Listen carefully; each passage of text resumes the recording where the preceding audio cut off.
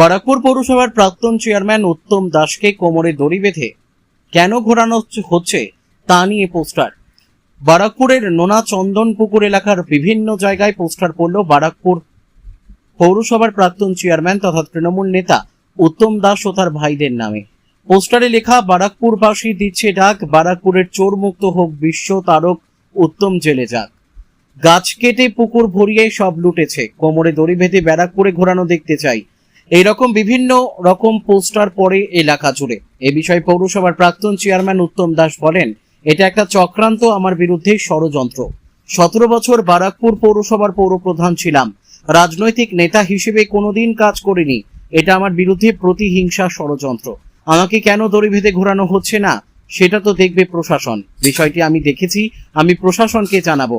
কে বা কারা করেছে সিসিটিভি ফুটেজ দেখে তাদের শনাক্ত করা হোক। জায়গায় আমি শুনেছি এরা করেছে, এটা একটা চক্রান্ত এবং ষড়যন্ত্র।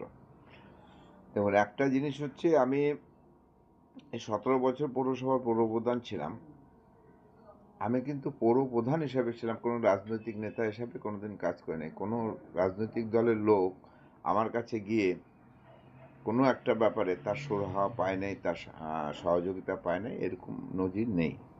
কিন্তু এখন জানি না, এদের একটা প্রতিহিংসা ষড়যন্ত্র যেটা হয়েছে সেসব করছে, বিভিন্ন জায়গায় করছে, এখানেও সেই চেষ্টা। আপনি নয়, আপনার ভাইদের নামও এর মধ্যে জড়িয়ে দিয়েছে। এটা আমার পরিবারের সাথে, আমার তো পরিবার সাথে দিতেই পারে, কি করবো। কেন আপনি বাইরে ঘুরে বেড়াচ্ছেন, কেন আপনাকে কোমরে দড়ি বেঁধে ঘোরানো হচ্ছে না, এটা তাদের অভিযোগ। সেটা প্রশাসন দেখবে, এটা প্রশাসন দেখবে, এটা তো প্রশাসন দেখবে। প্রশাসন এইসব ব্যাপারটা হচ্ছে, কেন ঘুরে বেড়াচ্ছি, কি বেড়াচ্ছি, এটা তো প্রশাসন দেখবে। কিন্তু এইভাবে বাড়িতে একেবারে মসজিদ মোড়ে বিভিন্ন জায়গায় 8 থেকে 10টা পোস্টার পড়েছে ফ্লেক্স করে এবং আপনাদের ছবি দিয়ে। দেখেছি, শুনেছি, দেখেছি। আপনি কোনো অন্য ব্যবস্থা কিছু করবেন, জানাবেন কাউকে? আমি প্রশাসনকে জানাবো কে বা কারা করেছে, এটা সিসি ফুটেজ নিয়ে এটা দেখে নেই।